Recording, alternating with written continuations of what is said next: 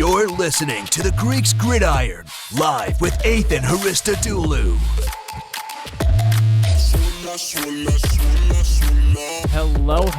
Hello, everyone, and welcome back to the Greeks Gridiron. It is October 18th on a Monday, coming to you guys from the studio. I have decided that I'm going to start adding a few more days to the content stream. I've been posting 3 times a week pretty regularly. This will be the first week that we do a takeaways or kind of like a recap video of the Sunday's games that just passed the day prior. So we are going over week 6 Sunday and basically all the big things that kind of popped out to me the most. I'm not going to go too in depth, but just kind of some of my takeaways for each team involved in the games. So without further ado, as always, if you enjoy what we're doing here, like, comment, share, subscribe, share your opinions in that comment section down below. Things that you see, some of these teams, that what are they doing right? What are they doing wrong? What are some things that are standing out to you guys? Because that's basically what I'm talking here. I would love to hear what you guys think as well. So let's get into it, shall we? Week 6 was a really interesting week in terms of the games. It feels like this has been such a hotly competitive season, and then up when you get into this week, I think just about every single game besides the Jaguars and Dolphins in the early window, that is, the Jaguars and Dolphins in London, and then the Panthers-Vikings game, everything was pretty much decided heading into the third quarter. All the winners were in the lead, and some of them were in the lead pretty handedly. So it was not a super competitive day of football, but I think it kind of gave us an idea as to where some teams actually stand in terms of how good are they and how good are they not. So with the first game in mind here, we'll discuss the Miami Dolphins and the Jacksonville Jaguars, just some things that popped out to me. Obviously, Jaguars coming out with a very, very late 2 seconds left on the clock field goal to win the game in London in their home away from home. Exciting stuff. The Dolphins seem to be like in a really bad spot right now. Injuries have really given them some problems. They had injuries on the offensive side of the football. Both Byron Jones and Xavier Howard were out for that game. It seems like the injuries are taking their toll. This is not the 10-6 team we were seeing last year, that's for sure. And there's a lot of concern with Tua and just his ability to really push the ball downfield. It sounds like that's starting to come up some more. I heard some people talking about that this morning. And the interception that he had where he kind of ran across the field, threw the other direction, threw a pick, the ball did not carry as far as you would have expected it to. It was a really bad interception, bad decision. So I think things are really boiling down to, is Tua the guy? And with the week 8 trade deadline coming up there, you have to wonder, are the Dolphins internally discussing that trade for Deshaun Watson? It sounds like the Watson's name keeps coming up now as we inch closer and closer to that week 8 deadline. It seems like if he's going to get traded, it probably won't be until week 8, because in that sense, the Texans will be able to maximize their value because they're going to want to send him to the team that wants him, but is also in the worst position record-wise. Because if you assume that, assuming Deshaun Watson can come back in and be as effective as he was in Houston, he's going to be a difference maker and probably bring in some wins for any of the losing teams that he ends up going to, just off of how good of a talent he is alone. So, Dolphins in a weird spot. Quarterback's a big question mark. Are they in the conversation for maybe landing Watson? I don't know. On the flip side of things, when you look at the Jaguars, Urban Meyer and Trevor Lawrence, they're getting their first W there for Jacksonville. Exciting stuff all around. Urban Meyer looked more stressed out than excited in that win. I think after the field goal to tie the game where it flew right and then somehow curved in left and barely banked it in from 54 yards from right there, he was probably just really concerned that a 53-yarder might not go in. He did not look as excited as I expected him to, but I think the anxiety was just kind of taking its toll. Thanks to the whole Gruden issue, it seems like all eyes are kind of off of Meyer now, and everyone has seemed to kind of move on from his little thing in the bar a couple of weeks ago that happened. And honestly, probably for the better for his situation. I feel like there's so much scrutiny on him already as a college coach trying to make it in the NFL with all the jokes of this ain't college anymore. You're not playing Rutgers every week, whatever it may be. Jaguars finally got their first win. Lawrence had a really good day, probably one of his best days as a pro. He was looking at 319 yards, a touchdown, no turnovers. So very good game for the number 1 overall pick. Pass rush and the defense needs to figure things out, though, in Jacksonville, especially the passing defense specifically. They were really not able to generate any pressure at all on Tua. And Tua still put up 329 yards altogether. So defense needs to figure it out over there in Jacksonville. They were ultimately it boiled down to not letting them get in the end zone, and Tua puts up 330 yards, you expect maybe some more touchdowns. But you can't you're going up against the Dolphins here. If you're going up against another team, a la like the Rams, the Buccaneers, or somebody like that, if you're letting up 300 yards passing, Brady or Stafford or somebody like that is probably getting to the end zone more often than not. They need to figure out the pass rush and the passing defense over there in Jacksonville. Next game up on the list, Green Bay and Chicago. I think coming out of that, as Aaron Rodgers said it himself, he kind of owns the Bears, and I'm sorry, Bears fans, to say it, but he really does. I mean, Rodgers' record against the Bears speaks for itself. He scored 3 touchdowns on the day, 2 passing and 1 rushing. He looked as good as he has, the last X amount of years. I'm really surprised, and I was actually having a conversation with some of the people that I was watching the games with yesterday about just how well the Packers are doing, despite the fact that like there's this cloud just hanging over Green Bay about the future of both Rodgers and Davante Adams. Because don't forget, Adams shut down contract negotiations with Green Bay, so a lot of concern there. The offense overall, though, has just been outstanding. Despite the struggles that the defense has had, even the running game looked really good. Dillon and Jones combining for 135 yards on the ground to go against that air raid offense that the Packers run there. Shout out to the running game, because I feel like they don't get enough love because of the fact that Rodgers and Adams are literally just torching defenses week in and week out. But the running game is starting to pop up more, which is good because they need something else besides just Rodgers and Adams dominating defenses week in and week out. You need something that can change things up and be effective, and the running game showing up at this point in the season is a good sign. Bears offense on the other side of the football there continues to struggle as Fields gets used to the whole NFL thing. Obviously, he does not have a ton of time under his belt as the starter, only his second week now. Fields has some really weird decision making, if I do say so myself. He threw a couple of passes just like Hail Mary bombs towards the end zone. One got picked, the other one he's lucky the DB wasn't in, and honestly you could argue it even might have been in, but the referees decided to call it out, which I'm fine with, because that was very like how you wanted to look at that type of play. He needs to not be doing that. I understand you're down, you're going up against Aaron Rodgers, and take shots, but like take a good shot. Don't just heave the ball up and pray. You don't get away with that very often in the NFL. Both times he threw that, it was pretty much to the defender with no receiver anywhere near the ball. He needs to stop that, so that needs to be, done and done with. On the Bears defensive side of things, though, the defense continues to look good. Ultimately, the defense can only do so much. If you want to say that they let up 24 points and allowed Rodgers to score those 3 touchdowns, fine. But when your offense is really doing nothing and going 5 straight drives with either punts or turnovers, the defense can only do so much. They still had 3 sacks in the game. They gave Rodgers some fits here and there. They didn't get to that 24 points until very late into the game. So, the defense held their own. It was just the offense really didn't back them up. Going into our third game, Bengals at Lions. This was one of the first, blowout city is where we kind of start running through all these games here. Just game after game after game, people were getting blown out left and right. Looking at what the Bengals did, they were firing on all cylinders. They were coming off that really tough loss to the Packers last week, that overtime loss 25-22, and I even pegged this game as a must-win for the Bengals. They needed to come out here and make a statement against a team that is struggling to find a win in the NFL this year. Bengals did that. Burrow went for 3 touchdowns, 271. Joe Mixon ran for 94 yards. Jamar Chase, the connection, and I'm going to come out and say this right now, I absolutely scrutinized the Bengals for not going offensive line in the draft. I could not believe it when they went Jamar Chase.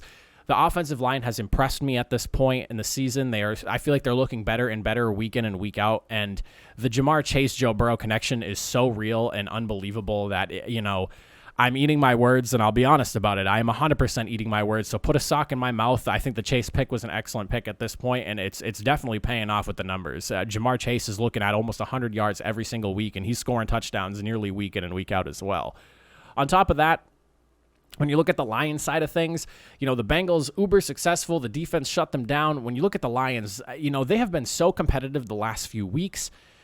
And I don't know what the heck happened this week, but things almost look like they are taking a turn for the worst and really fast. An absolute mess on offense. They were 5 for 14 on third down. They barely hit 200 yards passing. I think the final number was 209. It's 192 with the with sacks accounted for. Goff had an interception as well, and the offense as a unit only had 36 total rushing yards, so they didn't even cross like the 250-yard mark of offense. And then at the end of the game, Dan Campbell in his press conference just came out and straight up said, Goff needs to step up, essentially, like just flat out, the simple way to put it.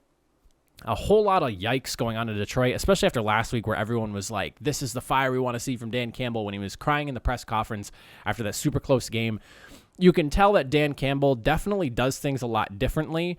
You don't really see a coach just flat out call out their player in a press conference, and I saw a lot of people voicing their opinions on that.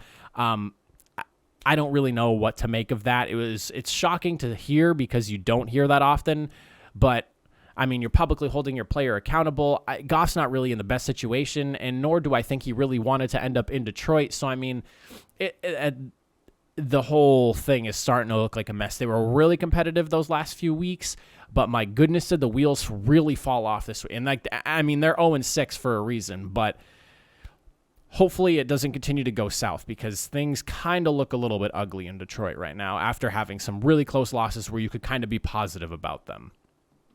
Next game on the list, we have the Houston Texans and the Indianapolis Colts. Colts bouncing back after a heartbreaking loss to the Baltimore Ravens last week on Monday Night Football. They came out and beat down the Texans and beat them convincingly. I could say only positive things from the offense. T.Y. Hilton was back. He caught a 52-yard bomb. Apparently something happened with him where he got hurt. Paris Campbell caught a 51-yard touchdown. He got hurt, so it's like, you get everyone back, and then you're right back to square one with the injuries again on the receiving corps side of things. The big highlight, though, that I want to make here is Jonathan Taylor. The dude's third in rushing now in the league after this big game. 145 yards, 2 touchdowns. I mean, the Colts need to continue to feed him the football. He is good, and he is very good. He finished the year last year as a rookie, and he didn't even start the whole season third in rushing. This is a guy that he could very easily eclipse 1,200, 1,300, 1,400 yards rushing if they just really feed him the ball. He continues to be the engine of this offense when things aren't going well in other places. They need to feed him the ball, though, because when they don't feed him the ball, the offense does not run as smoothly. I love what Jonathan Taylor does. Colts D looked really good as well. They had a couple of ints, but overall, outstanding performance for the Colts.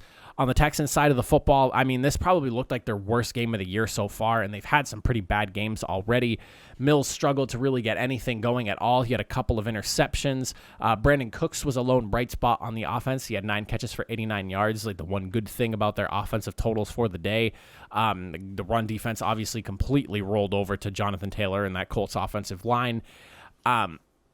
There's not much to say about this team. They are in such a weird rebuilding period where you thought you had a star quarterback, but you don't have a star quarterback. And it sounds like there's potential that Deshaun Watson moves in the next couple of days. And I just cannot believe, especially as a Colts fan, when I would look at the Texans a couple of years ago when we lost Andrew Luck and, the Houston Texans were rolling in the playoffs. Man, I cannot believe the fall and dramatic free fall that this Texans team has had since these last couple of years have rolled through after the Bill O'Brien fiasco and everything. This is a very strange time in the AFC South, to say the least.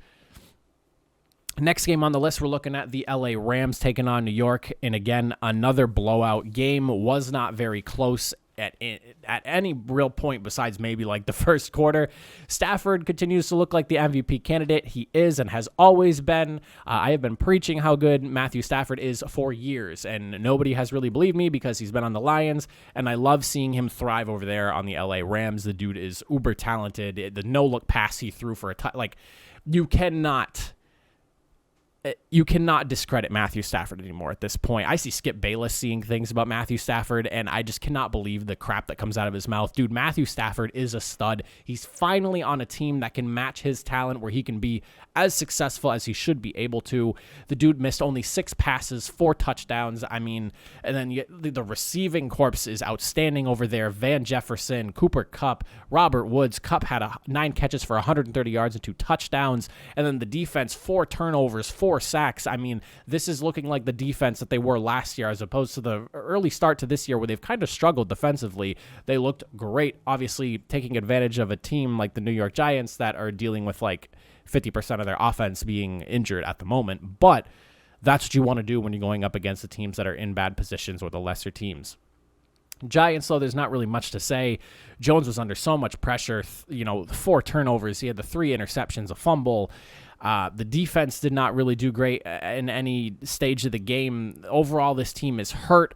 They are struggling, and I feel for the Giants because there were so many high hopes. And I mean, I pegged the Giants to do pretty good this year. I thought they would end up being maybe like the number 2 team in the NFC East if everything went well for them. And they have gotten the shit end of the stick on just about everything, I would say. And I don't really think there's any other way you can put that. Next, we have the Chiefs and Washington football team. The Chiefs defense finally clamped down after, the first 5 weeks really looking like one of the worst defenses in the league as everyone was just kind of rolling over them. Did not matter who it was. They finally clamped down, holding Washington to only 13 points. Solid coverage. The D-line, though, they caused some issues, but they still they didn't get to the quarterback. I don't want to say have not gotten to the quarterback. They just did not get to the quarterback in this game, continuing to struggle there in that aspect. And then Mahomes just continues to have a really weird season. He has, I see everyone posting about the amount of interceptions he's had. It's kind of annoying because Patrick Mahomes has been so good at such a high level in such an amazing way that he's finally having like a normal good season for a quarterback, and people are hounding him about it. I think he has 8 or 9 interceptions now on the year, and that's like almost as many as he had combined the previous 2 seasons. So what? I think Peyton Manning's best season when he had 55 touchdowns, he threw 14 picks to boot with it or something like that. I mean, he has 18 touchdowns. He's leading the league in passing touchdowns. And like, he has turnovers, yes, but he has some kind of unlucky turnovers. One of those picks from this past Sunday was a tip off of Hill's hand. And look, I'm not like riding Mahomes or anything like that. Like, just put it into perspective and let's be real here. The he's like top 5 in passing yards. He leads in touchdowns still. He's doing a good job still. He's not the problem. Let's relax a little bit. He's still doing his thing. It's the defense that we need to be looking at and scrutinizing here in Kansas City. As for Washington, Heineke looked more like the backup of the team as opposed to being the starter. He's had some really bright moments and then some really dull ones, and this was one of those. And it kind of makes you wonder just where Washington stands as to who's going to be the starter once Ryan Fitzpatrick is healthy, or if he is healthy and is able to play later on in the season. I'm very curious to see where they end up going. The defense, they notched 3 sacks, which is good, but continuing to really struggle, and they were not really able to do much with this athletic Chiefs wide receiver corps. So the defense, again, just continuing to kind of let down all the hopes and hype that they had heading into this season. Me being somebody who picked Washington football team as the team that could potentially win this division, just because I was unsure of how the Cowboys were going to look and how the Eagles are going to look and what was going to happen with the Giants. I pegged Washington as the number 1 team in the NFC East coming into this year, and this defense has just been a massive letdown. For the Minnesota Vikings and Panthers game, this was the only early window game aside from the Jaguars and the Dolphins there that was really uber competitive and went down to the wire. This was a game that a lot of people labeled as a toss-up, and as I was watching it, in my notes, I picked Washington, and then I changed it to Carolina when I was making predictions, and then I ultimately stuck with Carolina when I was on the spot doing the actual recording for the video. And immediately as the game got going and I saw this offense continue to go, I've come to the realization that there is a problem offensively in Carolina, and I think it's Sam Darnold. The offensive line has not really helped him much, don't get me wrong, but this team looked really good those first 3 games against lesser competition, and then now that they're playing teams that are a little bit more talented and a little bit better, and the Vikings, I would say, are a team that are better than the record that they have. He needed 5 quarters to cross 200 passing yards. He has not really looked great as a passer throughout the entirety of the season. He a lot of his touchdowns scored are rushing. He was leading the league, I'm pretty sure, after the 3rd game of the season. O-line hasn't helped him. They have some serious talent wide receiver wise, a lot of drops too, a lot of weird things just going on, but it starts with Sam Darnold. I don't want to say he's the entire issue there, but this is another team that the owner was infatuated with the idea of getting Watson. He ultimately settled for Sam Darnold, and something tells me that if, the owner was aggressive enough to go after Sam Darnold, there is a strong possibility that maybe he packages Sam Darnold up and sends him packing to Houston with a bunch of other picks to bring over Deshaun Watson. I don't know. I'm not predicting that, but with the quarterback play that we've been seeing from Darnold the last few weeks, he's looking more like the guy from the Jets, and I just don't know if this is the right fit or not anymore at this point. On the Viking side of things, the offense looked great. They were able to really tear up a Panthers defense that's given a lot of teams headaches so far this season. 0 sacks allowed, which is huge because the Panthers have been getting after the quarterback pretty effectively. Cousins had 373 yards, 3 touchdowns. Dalvin Cook hammered away 140 yards, a touchdown. I mean, the dude looked great, and he's coming back off dealing with like an injury as well. And I mean, it did not look like it was bothering him at all. The biggest thing that I could really take away from the Vikings is just that they need to be careful. They need to take care of the football and be better at holding on to the football. They had 4 fumbles altogether. They only lost 1, but that's a lot of good luck bouncing your way, and you cannot be just carelessly dropping the football on the field and expecting that, 3 out of the 4 bounces go your way. So, hang on to the football, take care of it, but this is how I expected the Vikings to look coming into this season, and why I pegged them as the number 2 team in the NFC North prior to the season starting, is I expected a lot of things from the Minnesota Vikings, and this was how I expected their offense to at least look. Next game up, I think was probably a game that a lot of people, and myself included, pegged to be the game of the week, and then ended up being not that in any shape or form. The LA Chargers got absolutely beat down. It was a lopsided affair from start to finish. The Ravens dominated in every facet of the game and honestly looked like the 2019 team that got shocked in the playoffs when they went 14-2 with Jackson won as MVP. You can feel it, the way they're playing, the swagger they're playing with. They are dominating. I love what the defense is doing there. The offense is great because, Jackson didn't have the best day. This is probably like a down day for him. A couple of interceptions, only 1 touchdown passing, not as many yards rushing as you're accustomed to when you see Jackson play, but the running game was able to dominate 180 some odd yards. The offense can either beat you through the air, beat you through the ground with Jackson, or through the ground with their running backs. I mean, they have like 3 different potentials of coming after and attacking a defense, and one of those 3 ways is bound to work. They took advantage of the 32nd ranked defense on the Chargers and got the win. There's really not a ton you can't like about the Ravens at this point. That's all I really got to say about them. As for the Chargers, really a jarring loss, but a humbling loss at that. I picked the Ravens to win this game, and ultimately I said it was going to boil down to experience, and I really think it did. You have a very aggressive coach in Staley, but you have one in Harbaugh who's aggressive and also very smart and very good. This is a guy that I think is underrated in the league, and I've heard a lot of other people say that, and I think that same thing as well. I don't think Harbaugh gets enough love for just how consistently good he has kept the Ravens through his entire tenure. This is a team that, and I think I said this in the preview video, this is a team that was really one of like maybe 2 or 3 teams that ever truly challenged the Patriots during their giant dynasty, where they were going into Foxborough and weren't necessarily an underdog going into that game. They have a real attitude about them. And I think somebody even mentioned, Matthew Judon, he's over on the Patriots now. He used to be on the Ravens, and he's brought that Raven attitude over there. The fearless, he's not afraid of people. That's like the Raven attitude, and you love to see it from them. That's something the Chargers lack. And I think that's something that they need to find and figure out inside themselves as players, as a team, the coaching staff. They need to get some attitude in their play style. And obviously with experience, they will get better. They'll get more comfortable, and, they'll find that swagger. But I think that's something that the Chargers lack at this point in the season. On top of that, their rushing offense was not good. 26 yards total on offense, not good. If there was one bright spot I would pull out, they were able to disrupt Jackson a bit, slow him down compared to just how aggressive he has been as a player on his own. They got a couple of ints on him, 3 sacks.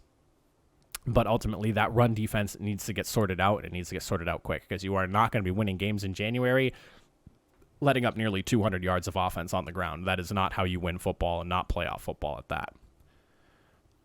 For the next game, Cardinals and Browns, another one that I expected to be a lot more competitive than it was. Offensive coordinator, head coach, and one other staff on the Cardinals was going to be missing for the game. And I was a little bit worried about this, and I even said in my prediction video, I picked the Browns to win, and I said if the Cardinals lose, the main reason for it is going to be that they're missing coaching staff, and maybe that, affects the play calling. The guy they had calling plays had never called plays at any level before in football. So, He did a great job doing so, but I think that really just speaks to the talent that Arizona has as a team. Kyler Murray has continued to just, he is, like, in my opinion, the front runner for the MVP right now, and the only argument to that is maybe Tom Brady. But I mean, no head coach, no problem. Murray tossed 4 touchdowns. The defense was suffocating the Browns all day. On the flip side of things, the Browns I am really concerned about.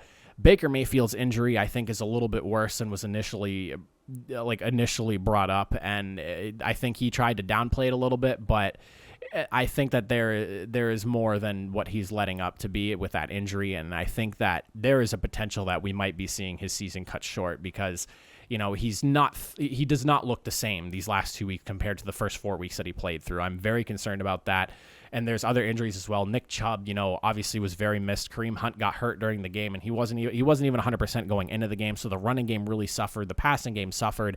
Donovan Peoples-Jones, though, my man, caught that Hail Mary touchdown at the end of the second quarter there. He had a couple of touchdowns on the day altogether, 100 and some odd yards. Shout out to him for stepping up. Concerned about the Browns. This was a team that was really hot, and they were looking really good, and now, they just came off that massive win with the Chargers. But there is going to be some concern injury-wise, and I really hope that Baker Mayfield is okay and that, he's not just downplaying his injury. On top of that, I guess I have a note here that, a little bright spot for the Browns defense despite the struggles they had. Clowney and Garrett were each able to land a sack. But outside of that, overall, I think my biggest takeaway for this team is just they need to get healthier, and they need to get healthier quickly. For the next game, we're getting into later portions. Obviously, that last one was a 4:05. This is a 4:30 game. Las Vegas at Denver. I picked Denver to win this one, mainly because I was just concerned about the whole whirlwind of stuff going on with Las Vegas. It's not that I doubted the talent. I was just kind of concerned with how this was going to affect them with the coaching change and everything going on through the week, and just how prepared could they truly be for the game. But honestly, the talent won out on this one. They looked great. The Raiders got the win, and they got the win convincingly. The Broncos, starting out 3-0, have now fallen to 3-3. Carr made all the right throws, and granted, he had a handful of incompletions, but he made literally the best throw with the 18 completions that he could have. 341 yards. He hit 6 different receivers for 25 yards or more. That's absurd. But talk about taking advantage of holes in the defense, and this is supposed to be a good defense over there in Denver. Meanwhile, the defense on top of that, dude, Max Crosby, 3 sacks. The team had 5 total altogether. And then on top of that, 4 turnovers as well. I mean, they just talk about absolute problems being caused for the offense of the Broncos by the Raiders D, and the Raiders offense just being able to capitalize on everything and making the best out of every single play that they had. Broncos on the flip side of things, I talked about this team being a conservative football team and taking care of the football, and one of the main reasons Bridgewater was brought in for Denver and he was elected as a starter was because he's very good at protecting the football. 334 yards, 3 passing touchdowns. We're starting off good here. 3 picks and a fumble. Talk about a hot and cold game, and it really did not even I wouldn't even want to say hot, lukewarm and cold game for Teddy Bridgewater. I mean, because he was getting some of his yardage and he scored a touchdown pretty late in the game when it didn't really matter. I don't know if Bridgewater's the guy anymore, to be honest with you. He put up some numbers, some of them garbage time. The 4 turnovers, man, it's not good. It's not good. Concerns about the offensive line, maybe for Denver. I was excited that Jerry Jeudy was coming back for the team. That was another reason, I thought that, that would be a little bit of a shot in the arm for this Broncos offense that has left a lot to be desired. The defense, they were doing really good those first 5 weeks, and this 6th week, you can tell that they're starting to struggle because of the offense. This is something that I think does not get talked about enough, is when offenses do poorly and they struggle, they're turning the ball over quick, things like that, 4 turnovers, that just gasses a defense and forces poor play. If this offense does not get better, you're wasting what is a championship caliber defense, in my opinion. And they got to figure something out on offense. I just don't know at this point anymore if Bridgewater's the guy. He had 300 yards, 3 touchdowns, but the dude turned the ball over 4 times. I just don't know if that's going to be the answer to winning football come the later half of this season. And then this one, very competitive game, and one that was a lot closer than I think a lot of people expected. I had a hunch that this was kind of going to go down this way. The Cowboys and the Patriots, man, talk about a game. It was a good game at that. This was one that again, I think a lot of people might have pegged the Cowboys to really blow the Patriots out. The Patriots defensively have been a very impressive team. Granted, they did not really look that good against the Cowboys offense, but then again, how many defenses have really looked great against what the Cowboys are doing? Ezekiel Elliott's playing really well. Dak Prescott's playing really well. You have 3 wide receivers who could arguably be number ones on other teams. Gallup may be like a 1A, 1B kind of guy if you don't want to say he's a true number one. But there is just so much to like. The offensive line is playing well. I mean, the Cowboys look legit. That's all I got to say. My biggest concern for them is this defense, though. The Patriots put up their highest point total against them in this so far this season. And, Diggs had the great pick 6 and then immediately got torched for a 75-yard touchdown the play afterwards. I mean, talk about like he is an opportunist that makes plays, but is also being burned for his overly opportunistic play style. He's got to find a happy medium on that, because while the pick 6 is great, you literally wipe it off the board letting up that touchdown. And he took responsibility for it. Some people were saying, the safety wasn't there for the play, as still his guy. And he, again, over opportunistic. He's playing in front of the receiver too much, and he got completely burned right after picking off that same receiver, basically. So I don't want to say that the Cowboys are a Super Bowl contender. They are definitely playoffs bound, but I am concerned about this defense. They let the Patriots look really, really good offensively, and the Patriots are, I would say they're good, not great, not really good, just good on the offensive side of things, and Dallas's defense really let them look really good. For the Patriots side, this team is really well coached, and Bill Belichick's getting a lot of flack for being 2-4 and having a losing record since Brady left. Meanwhile, Brady's won the Super Bowl, whatever you want to be, yada yada yada. They are coached really well, and this roster is not great. It's getting better. It was definitely a really bad team last year, and it was a miracle they went 7-9. And honestly, they're 2-4 and could very easily be 4-2. They've lost the games. You can't keep riding on that forever, but I'm not sold on this team missing the playoffs just yet. I have a feeling they could squeak in as a number 7 team. I said last week I felt like this would be a team that could make it in at the number 7 seed. I still think that, just because they've been so competitive with some of the best teams in the league.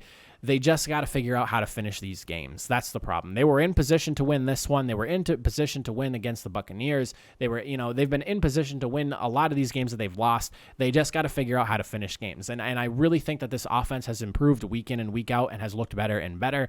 And I think it's only going to continue to get better the more comfortable and confident Mac Jones gets in leading this offense. And you can tell, just that pick 6 to the touchdown play right after, talk about confidence to have a play or to be able to make that type of play. You literally just threw the ball right to the receiver's hands, tipped off the hands to the defender. He took it to the house. Like, talk about deflating. And then to be able to turn around and you go right at him, you toss a touchdown pass that goes right between 2 players and, allowing your receiver to just sprint to the house. That's the kind of confidence that, you want to see Mac Jones as a rookie just have and be able to create for himself. And I think it's only going to get better. That was an excellent throw. And I think that's kind of what separates him from, being an average quarterback and being an actually pretty good quarterback. I'm high on Mac Jones, maybe a little too high. I like how he's playing. I like the attitude he plays with. That right there, though, that was a special moment for me, just to see him be able to. I feel like I sound like a Patriots fan rambling on like this. I swear I'm not a Pats fan, you guys. But I think that was a really big factor, or not a big factor, but just a very big point that needs to be brought up is, the willingness to be able to attack somebody, especially after they just picked you off and took you to the house. I think that's a very good sign for Mac Jones as a player. Next game on the list, and the last one for the list, as we have one more game tonight, and that will be talked about in the Power Rankings video for tomorrow. We have ourselves the Seattle Seahawks with the Pittsburgh Steelers in a game that was probably a lot closer than it should have been, because the Pittsburgh Steelers offense is clearly hurting with Ben Roethlisberger not being 100%. They're missing Juju Smith-Schuster. Najee Harris continues to literally drag this offense as the rookie. The dude had 81 yards on the ground and 46 through the air with a receiving touchdown. I don't know if Ben Roethlisberger is going to be able to make it through the whole season. I hope so, but he is not playing good enough football for this team to really be a contender. They're 3-3. They got to 3-3 before their bye week, which they even, I heard I forget who it was, but somebody mentioned that, that was their goal. I think it might have been Ben Roethlisberger who said that was their goal, was to get to 3-3 before their bye week. and they did that.